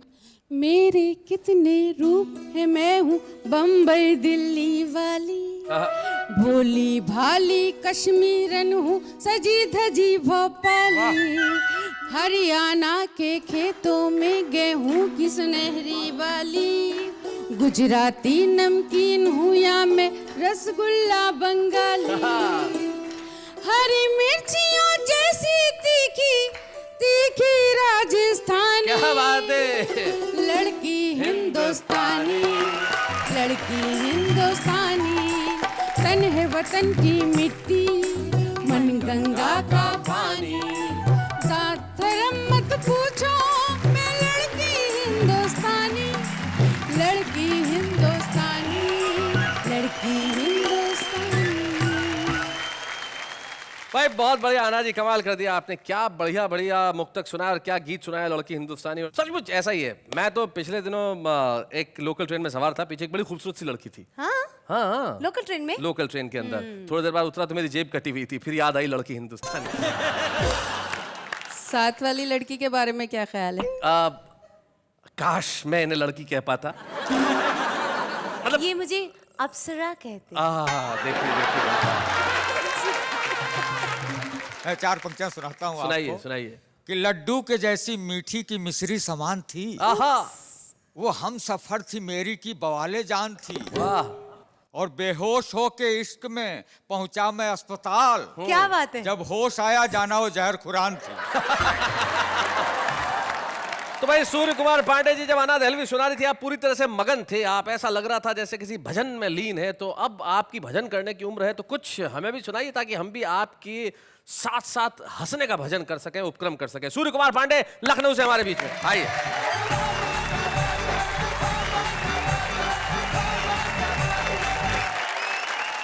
आप मुझे देख रहे हैं और मुझे देखिए, मैं बड़े ही खुले दिमाग का आदमी हूँ। जी लग रहा है। वो आप देख के समझ सकते हैं, इसलिए खुलेपन के दौर की 4 पंक्तियां आपको सुनाता हूं। सुनाइए। इनकमिंग भी फ्री है उनकी, अच्छा, और आउट गोइंग भी है फ्री। आहा, और देखकर रोमिंग में उनकी हक्का बक्का रह गया। अच्छा, अरे वो तो मोबाइल सरीखी घूमती हैं रोड पर, और मैं पुराने फोन जैसा घर में रखा रह गया। बहुत अच्छे। खुलापन का दौर है, खुला व्यक्ति हूँ। सुनिए जी जी। कि बदला है अब के बच्चों का कुछ ऐसा रिंगटोन। हाँ, माँ बाप अब तो रहते हैं वाइब्रेट मोड पर। क्या बात है, वाह वाह वाह। और मजनू तलाश मत कर लैला को तू गली में, हाँ। वह कब की शिफ्ट कर चुकी है मेन रोड पर। कब की शिफ्ट कर चुकी है मेन रोड पर। बहुत अच्छे। अब लैंगिक समानता का समय है, जेंडर इक्विटी का टाइम है। अच्छा है, तब मैंने थोड़ी गंभीरता से बात कही जी। कि यह है जेंडर इक्विटी। बात समझ में आए, छोरा जाए पार्लर, छोरी जिमकू जाए। सही बात और है। सोनी मोनी सब रही अपने केस कटाए, छोरे सब धोनी भये पोनी रहे बढ़ाए। भाई बहुत अच्छे, भाई बहुत बढ़िया। और बहुत वाह वाह कर रहे हैं शैलेश जी ने आज। तो अब ये पंक्तियां सुनिए। हाँ। SMS का युग आ गया, तो एक दोहा सुनाता हूं। कि गोरी के पैगाम का नया नवेला ट्रेंड, SMS हस्बैंड का बॉयफ्रेंड को सेंड। अरे भाई क्या बात है। भाई बहुत अच्छे। और जरा इसको गंभीरता से लिया, हालांकि हमारी उम्र में कोई कह सकता है जी। तुम्हारे प्यार का सिग्नल हमेशा ग्रीन मिलता है। हाँ। तुम्हारे प्यार का सिग्नल हमेशा ग्रीन मिलता है, वहां रस्तों में रस्ते हैं, कोई दिक्कत नहीं पड़ती। और तुम्हारी झील सी आंखों में जी करता है मैं तैरूं, वहां वाटर पोल्यूशन है, मेरी हिम्मत नहीं पड़ती। बहुत बढ़िया है। आपको एक संदेश देता हूं, इसको साथ लेके जाइएगा जी, कि रहे वो और ऊंची मल्टी स्टोरी पर, रहेगी दूर वह तुमसे, तेरी सेहत सही होगी। और वो जब खिड़की पे आएगी तुम तन के ताकना उसको, ये होगा फायदा बेटा कि स्पेंडलाइटिस नहीं होगी। क्या बात है, वाह वाह वाह वाह। मैं बहुत और अच्छे। अंत में एक दोहा सुना के अंत में जाना जी, चाहता हूं कि नफरत के सेंसेक्स ने लुटिया दई डुबोए, शेयर खरीदो प्रेम का कभी न घाटा होए। वाह वाह वाह वाह।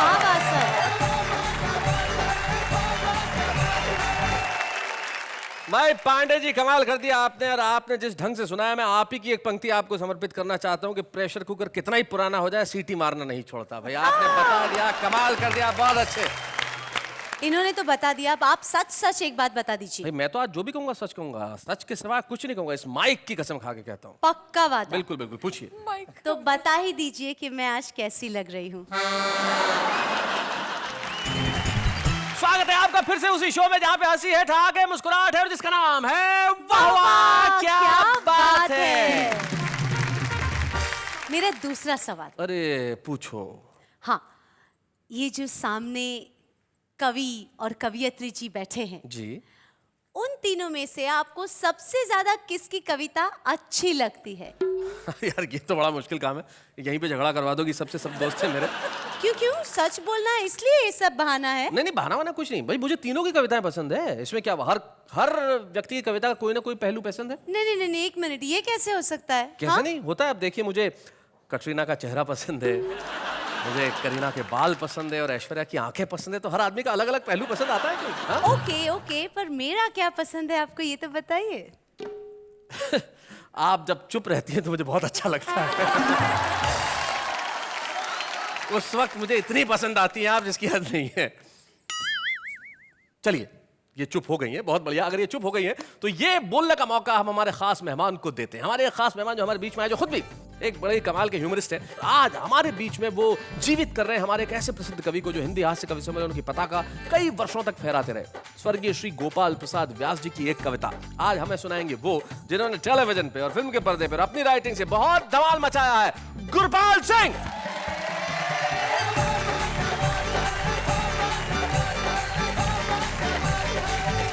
कुछ कविताएं ऐसी होती हैं शैलेश जी जो आप बचपन में सुनते हैं और वो आपके साथ रह जाती हैं, क्योंकि वो आपको बहुत प्रेरित करती हैं और बहुत प्रभावित करती हैं, आपके जीवन का एक मूल मंत्र बन जाती हैं। तो ऐसी एक कविता है गोपाल प्रसाद व्यास जी की, जिसको मैंने अपना लिया है। स्वर्गीय गोपाल प्रसाद व्यास, जो हिंदी हास्य के बहुत बड़े नाम थे, बहुत ज्ञानी आदमी थे, मुझे लगता है बहुत आलसी थे। अरे आलस से याद आया, 2 लोग थे, गुरु चेला, बहुत ही आलसी, बेहद आलसी, दोनों लेटे हुए थे। बहुत टाइम के बाद गुरु ने चेले को बोला, जरा देखना बारिश आ रही है, खिड़की खुली तो नहीं हुई। चेले ने कहा, क्या जरूरत है, खिड़की खुली होगी, पानी आ जाएगा अंदर, यहाँ आएगा पता लग जाएगा, रहने दो। गुरु ने कहा सही बात है। थोड़ी देर के बाद फिर बोला, कहीं वो बिल्ली दूध तो नहीं पी गई, देखना। उसने कहा, गुरुजी क्या है, बिल्ली आएगी, थोड़े बर्तन गिरेंगे, आवाज पता लग जाएगी बिल्ली आई कि नहीं, उठ के जाने की क्या जरूरत है। आधे घंटे बाद फिर वो बोले कि देखा कहीं डाकिया तो नहीं आया। उसने बोला, गुरुजी 2 काम मैंने किए, 1 काम आप कर दीजिए ना। ऐसे जोक्स से मैं बहुत प्रभावित हुआ और ऐसी कविता से भी जो मैं आपको सुनाने जा रहा हूँ, गोपाल प्रसाद व्यास जी की कविता है आराम करो। और आपके डील डॉल से भी लगता है कि आप इसके सिवा क्या सुना सकते हैं। आराम करो, जी सुनाइए। एक मित्र मिले, बोले, लाला तुम किस चक्की का खाते हो, इस 1.5 छटाक के राशन में भी तोंद बढ़ाए जाते हो। क्या रखा है मांस बढ़ाने में, मनहूस अकल से काम करो। संक्रांति काल की बेला है, मर मिटो जगत में नाम करो। संक्रांति काल की बेला है, हमारी नई पीढ़ी के बच्चों को बता दें कि पीरियड ऑफ ट्रांजिशन जो ये चल रहा है, उसको हम कहते हैं संक्रांति काल। जी हम बोले, रहने दो लेक्चर, पुरुषों को मत बदनाम करो, इस दौड़ धूप में क्या रखा, आराम करो, आराम करो, आराम करो। मैं बहुत अच्छे। आराम जिंदगी की कुंजी, इसे न तपेदिक होती है। तपेदिक, टीबी, ट्यूबरकुलोसिस। आराम जिंदगी की कुंजी, इसे न तपेदिक होती है। आराम सुधा की एक बूंद, तन का दुबलापन खोती है। आराम शब्द में राम छिपा, जो भव बंधन को खोता है। आराम शब्द का ज्ञाता तो विरला ही योगी होता है। इसलिए तुम्हें समझाता हूँ, मेरे अनुभव से काम करो, ये जीवन यौवन क्षण भंगुर। आराम करो, आराम करो। भाई क्या बात है। फिर वो कहते हैं, यदि करना ही कुछ पड़ जाए, मतलब कुछ करने की जरूरत नहीं है, लेकिन फिर भी यदि करना ही कुछ पड़ जाए तो अधिक ना तुम उत्पात करो, अपने घर में बैठे बैठे बस लंबी लंबी बात करो। करने धरने में क्या रखा, जो रखा बात बनाने में। होंठ हिलाने में जो रस है, वो कभी ना हाथ हिलाने में।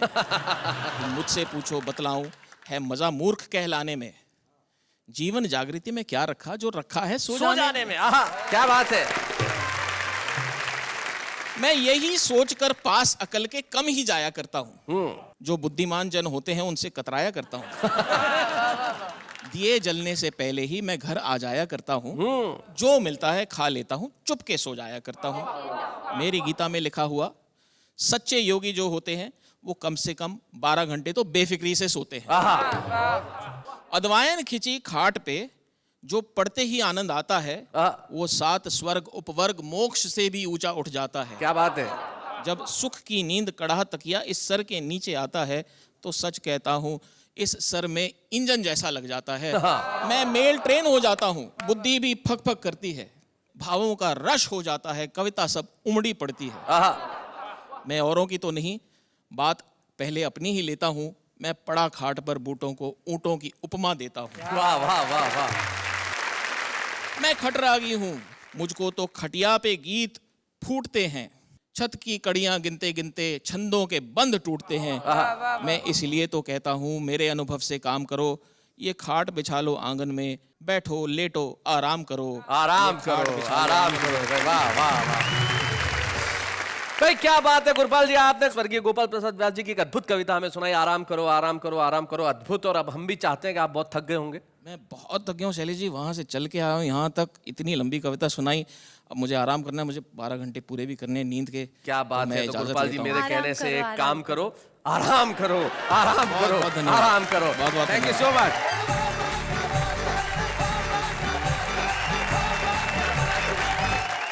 भाई क्या बात है।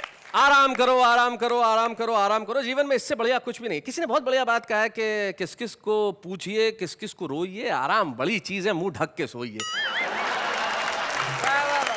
जिंदगी में इससे बेहतर कुछ नहीं हो सकता जो गुरपाल पाजी ने कहा। और आपको मालूम है कि गुरपाल जी टेलीविजन पे अपने एक किरदार की वजह से बड़े जाने गए, छुपा रुस्तम। तो हमारे छुपे रुस्तम सेगमेंट में आज हम बुलाते हैं एक ऐसे कवि को जिसमें बहुत प्रतिभा है, बहुत संभावना है, बहुत ताकत है, बहुत ऊर्जा है। और हम चाहते हैं कि ये ताकत, ये संभावना है, ऊर्जा कल प्रसिद्धि का रूप ले। इस मंच पे आज वो सुनाए और कल सारी दुनिया में छा जाए। हमारे पास हैं कानपुर के दिलीप दुबे।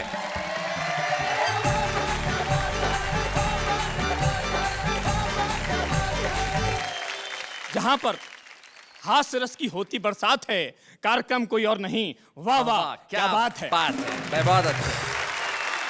श्रोताओं द्वारा कवियों को तो हूट किया ही जाता है, पर कभी कभी माइक भी हूट करने लगता है। माइक हूट करने लगता है? और ये स्थिति उस समय और अधिक उत्पन्न हो जाती है जब माइक पर कोई कवित्री बुलाई जाती है। रचना का शीर्षक है माइक की चिकाई। एक निवेदन कर रहा हूं भाई, दिल से जितनी भी फिल्में हैं उनको जहन में रखिएगा और रचना का आनंद लीजिएगा कि एक कवित्री जैसे ही माइक पर आई, उसे देखते ही माइक ने जोरदार सीटी बजाई। कवित्री बोली, मैंने अभी कविता शुरू भी नहीं की और तूने सीटी बजा दी। क्या तू कविता के मर्म को जानता नहीं? माइक फिर सीटी बजाते हुए बोला, अरे दिल है कि मानता नहीं। कवित्री बोली, मुझको लगता है तुम्हारा कविता सुनने का अंदाज कुछ खास है। माइक फिर सीटी बजाते हुए बोला, हमारा दिल आपके पास है। कवित्री बोली, तुम अपनी हरकतों से बाज नहीं आ रहे हो, बार बार सीटी बजा रहे हो, अब मान भी जाओ हम तुमसे कहते हैं। माइक फिर सीटी बजाते हुए बोला, हम आपके दिल में रहते हैं। इतना सुनते ही कवित्री बोली कि मुझको ये विश्वास है कि तू एक नंबर का बदमाश है। क्योंकि तू कवियों का तो बखूबी साथ निभाता है और जब कोई कवित्री आती उसे देख के सीटी बजाता है। देखो देखो, अब सीटी मत बजाना, तुमको है मेरी कसम। माइक फिर सीटी बजाते हुए बोला, हम दिल दे चुके सनम। जब कसम का भी कोई असर नहीं हुआ तो कवित्री का चढ़ गया पारा। उसने माइक को उठाया और जमीन पर दे मारा। एक ही बार माइक हो गया तार तार। दिल से आवाज आई, दिल पे मत ले यार। इतना होने पर भी उसके दिल का कनेक्शन नहीं टूटा। वह बिल्कुल नहीं रूठा, ना कोई सिकवा नहीं गिला किया। बोला, दिल दिया दर्द लिया। क्या बात है। मित्रों, यदि अच्छी कविता सुनाना कवि का दायित्व है तो हूटिंग ना करना श्रोताओं का धर्म है। यह सिर्फ एक निवेदन है, इसमें कोई तर्क वितर्क नहीं है, वरना श्रोताओं और माइक में कोई फर्क नहीं है। वाह वाह वाह, बहुत कोई फर्क नहीं। बहुत बढ़िया।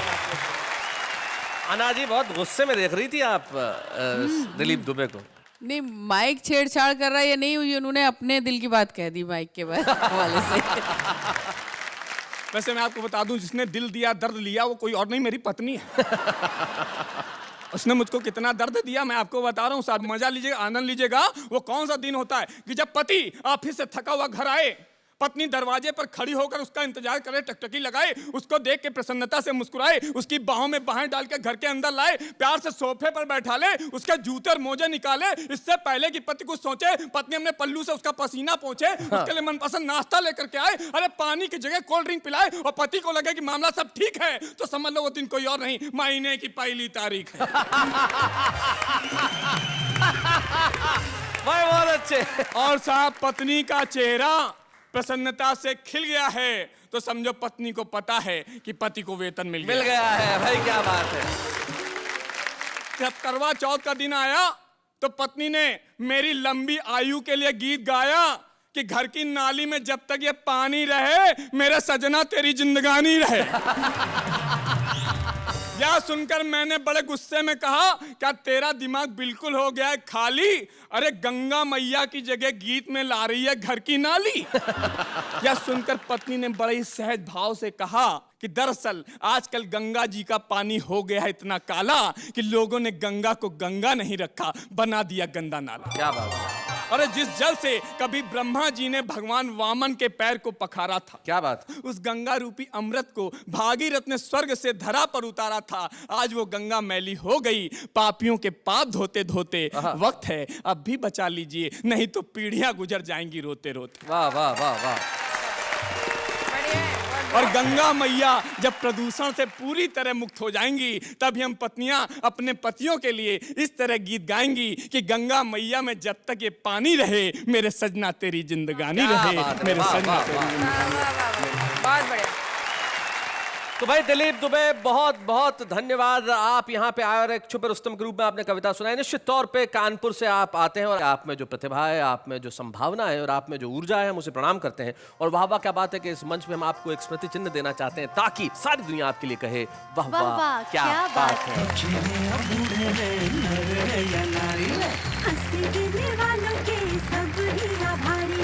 कविता सुनाने वाले अब सबके साथ हैं।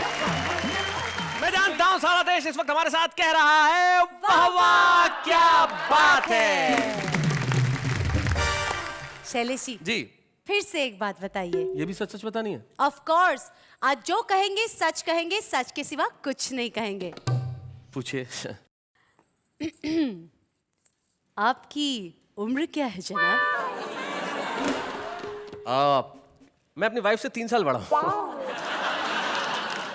तो आपकी वाइफ की उम्र क्या है जनाब? वो मुझसे 3 साल छोटी है। ये क्या जवाब है शैलेश जी? भाई सच कह रहा हूँ। ओके बाबा, मानना पड़ेगा, सच भी ऐसे घुमा फिरा के बोलते हैं आप। देखिए, जिंदगी के अंदर घुमा फिरा के बात करने की आदत कवियों के पास होती है, लेकिन कुछ लोग ऐसे होते हैं जो यूं कवि नहीं होते, लेकिन बड़ी कमाल की बातें कहते हैं। जैसे हमें अभी अभी पता चला कि हमारे साथ हमारे एक एक्टर मित्र हैं जिनका नाम नितिन देसाई है, जो अभिनय तो बहुत अच्छा करते हैं लेकिन कविताएं भी बहुत अच्छी करते हैं। तो नितिन जी, अगर आप यहाँ आए हैं कविताएं सुनने के लिए आए, तो क्यों ना हम आपका थोड़ा सा फायदा उठाएं। जरा हम आपके लिए तालियां बजाएं। नितिन देसाई जी आइए जरा।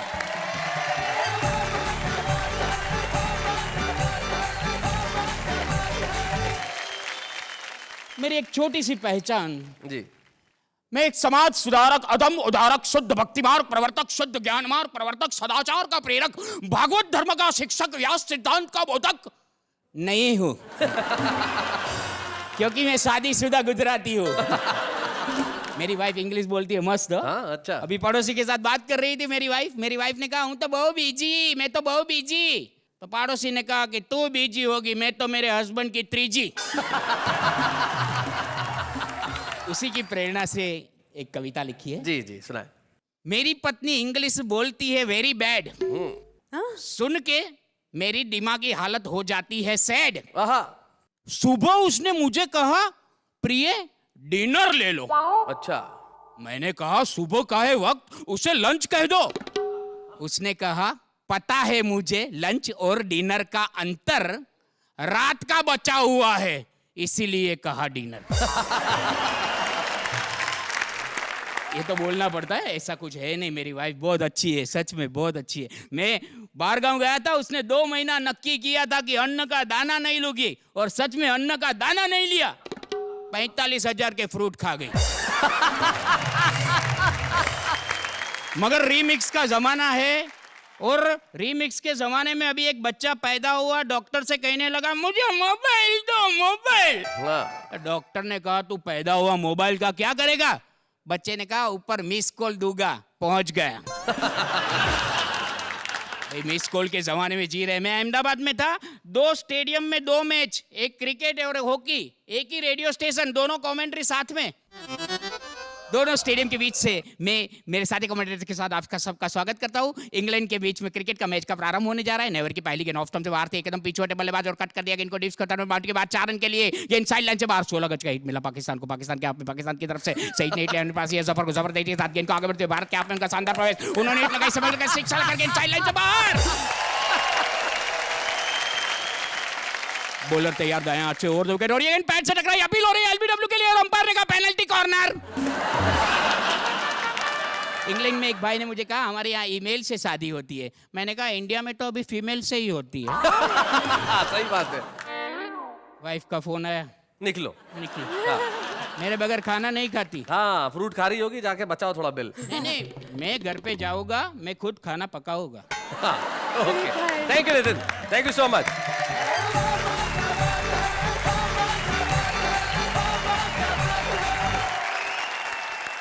भाई बहुत खूब।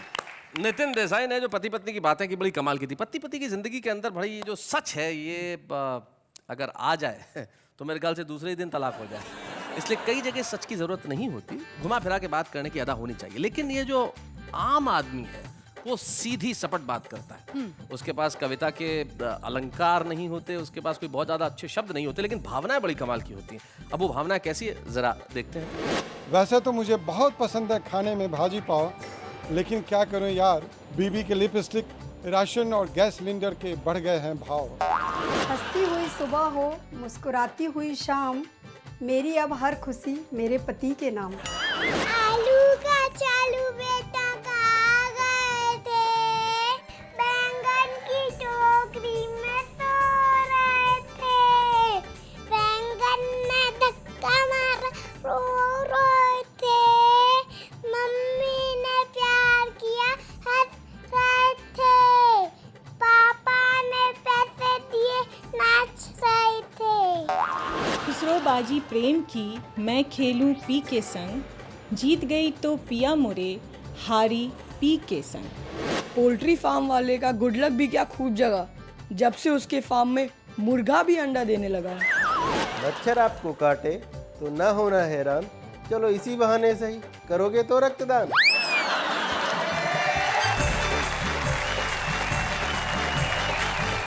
तुम्हें क्या लगता है नेहा कि इनमें से कुछ लोग हैं जो एक दिन प्रसिद्ध होंगे?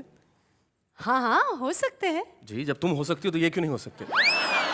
लेकिन कुछ लोग होते हैं जो बहुत वर्षों से कविता के क्षेत्र में अपना काम कर रहे हैं, बहुत मौलिक रूप से कर रहे हैं। मौलिक मतलब ओरिजिनल। ओरिजिनल। जी, आज हमारे बीच में एक ऐसा कवि है जिसने बहुत बहुत बढ़िया कविताएं लिखी, ढेर सारी कविताएं लिखी। हमारे साथ वेद प्रकाश है। हम चाहते हैं कि आज इस मन से, वाह वाह क्या बात है कि मन से हम वेद प्रकाश को सम्मानित करें।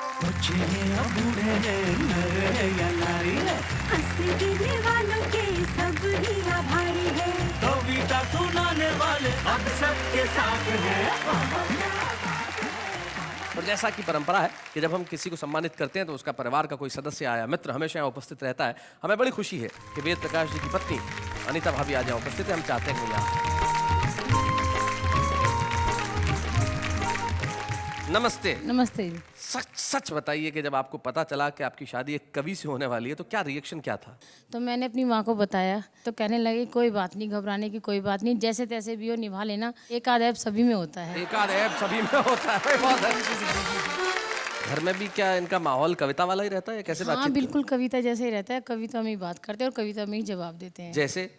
जैसे कि सांस लेने वाले ये जूते चले थे। सांस लेने वाले जूते, बीच में ऐड आता था कि ये जूते सांस लेते हैं। हाँ। तो मैंने इनसे कहा कि मोहित के लिए सांस लेने वाले जूते ला दो, तो ये कहने लगा कि जूते का इस शहर में इतना प्रदूषण है कि सांस लेके ही दिखा दो। हाय हाय हाय हाय, क्या बात है, वाह वाह वाह वाह। लेकिन आपका जो प्यार एक व्याकरण की छोटी सी गलती से जो झलका, उसमें मजा आ गया मुझे। आपने ये नहीं कहा कि ये कहने लगे, आपने कहा ये कहने लगा। तो ये जो प्यार है आपका, ये बताता है कि भाई आपने ऐब बिल्कुल ठीक ढंग से निभाया है। चूंकि सच की बात चली है तो एक कवि की दो पंक्तियां मुझे याद आती है। वो कहते हैं कि जो सही है वही बात बोलेंगे, पूरी हिम्मत के साथ बोलेंगे, साहिबों हम कलम के बेटे हैं, हम कैसे दिन को रात बोलेंगे। वाह वाह क्या बात है।